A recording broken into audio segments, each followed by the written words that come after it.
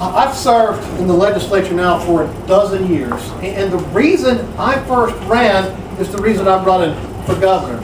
Is I'm really concerned about our next generation. You hear people say that, and it sometimes sounds cliche-ish. What do you mean by that? I was born in the Berkeley County Hospital. 3 days later, my parents took me home to our 10-foot wide mobile home on the edge of the little town of St. Stephen. 3 years later, they had brought me home a little brother and a little sister, and we all shared a bedroom there. My parents worked hard. My daddy was a truck driver for my grandfather delivering fuel oil. And they wanted, for me and my brother and sister, a much better life than they were having. And they wanted us to have opportunities. And they believed in education. And we were in a part of the county that had the absolute worst schools. They struggled and put us all through an independent school. They enabled me to get an education so that I could have an opportunity to go to college. First in my family to ever attend college. I'm at Clemson University. I studied there. I met my wife. I graduated. I got engaged. She graduated. We got married. And we began our family.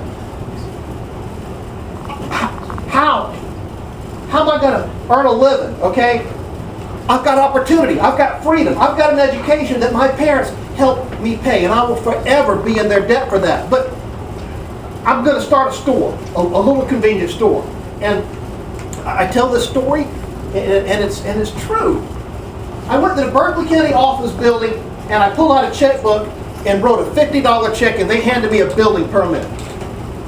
And I got in the car, I drove to St. Stephen, handed my wife a shovel, I got the other shovel, and we started digging the foundation that very afternoon. She was teaching at Macedonia Middle School as an 8th grade science teacher, and most every bit of her check that she earned, we bought building supplies, lumber, 2x4s, lumber, sheetrock, and I built the store.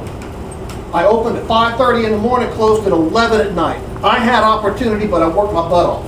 I did that every day, 7 days a week for 6 months. Then I hired my first part-time employee, Aunt Shelby. She came in at 7 and went till 11. So I'm still working for 5 a.m. till 7 p.m. Well, the business began to prosper.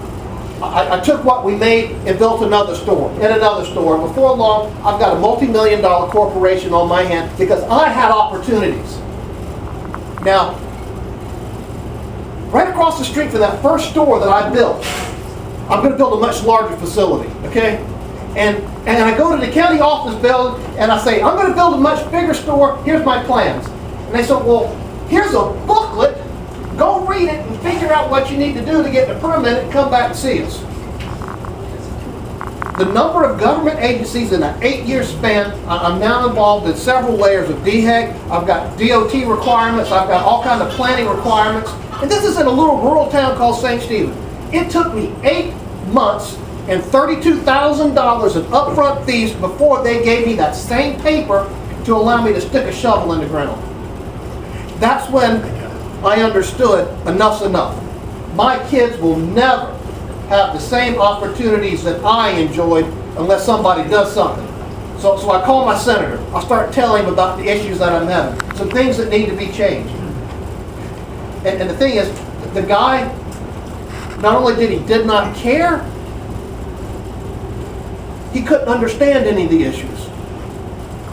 So when it came time for him to stand for re-election, I threw my name in the hat. I go to the Republican Party in Columbia, first time ever. I seen pictures of it, there it was.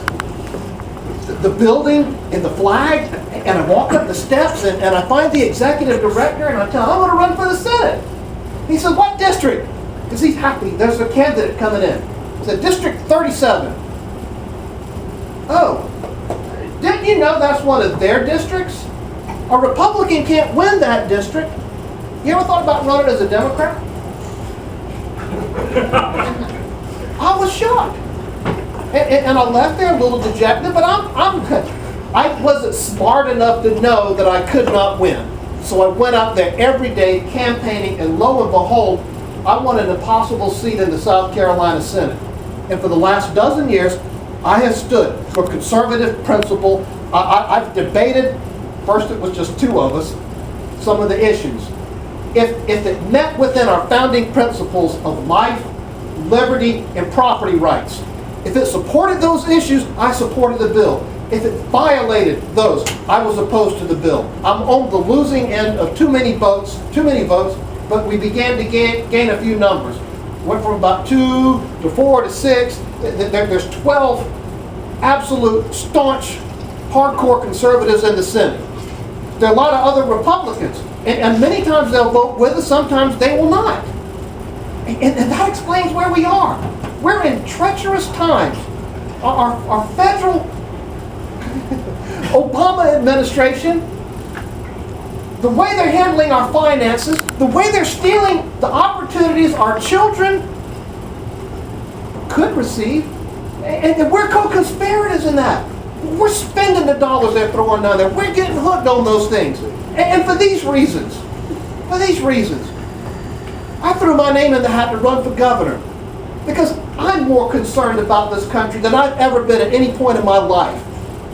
And I'm afraid if we don't stand up and say, no, we're not going to do this, we're not going to steal from our children, we're not going to let them be born into a world full of debt. When we were born, we inherited the richness of being an American, and they're inheriting the poverty of being in debt. And that's no longer acceptable. At some point, we've got to stand up and say, no, we're not going to do that. And for those reasons, I'm running for governor. And I'd like to ask for your help. I'd like to ask for your support. I'm a year late by what some candidates are already doing, but I'm going to catch them, and we're going to win.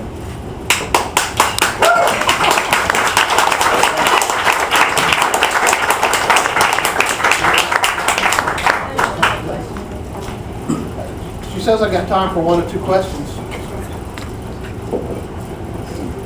I think you covered everything, Mayor. All right. Well, thanks.